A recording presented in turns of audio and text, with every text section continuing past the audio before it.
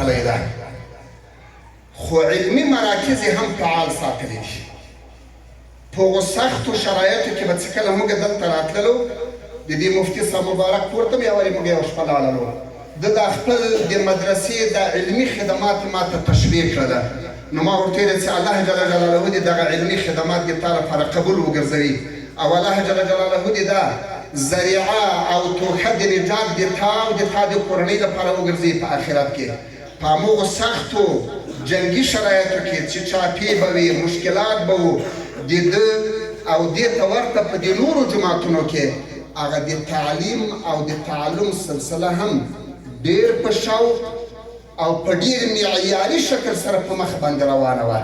د همدغو علماو هغه د علمي کوششونو نتیجه وه چې دا د اوس موږ تاسې وینو چې داسې تنکي ځوانان د دې مدرسې ثمره ده چې دوی فارغ سوي دي. په دې کې به یتیمان هم لرو، په دې کې به د شهیدانو زمن هم لرو. دا د موږ د تاسې لپاره واقعا یو سعادت او یو افتخار ده. الله دې ټولو علماء کرامو ته دا توفیق نصیب کړي تر څو د دغو علمي مراکز جوړ سوی ده د قرآن کریم د فارغانو.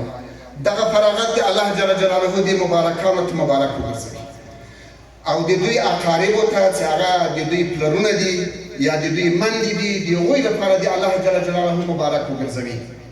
د قرآن کریم فضیلت یا د فارغانو د فضیلت په رابطه به مشایخو علمای کرام ووه چې دا د ما د مظلومیت غږ به پیغمبر علیه الصلاة والسلام اوري.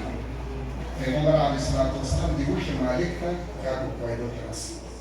بیا یې ورته وویل دا اوښه د تا مملوکه ده، عقل نه لري، حیوان ده، د تا په اختیار کې ده، خو ظلم مه وکړه.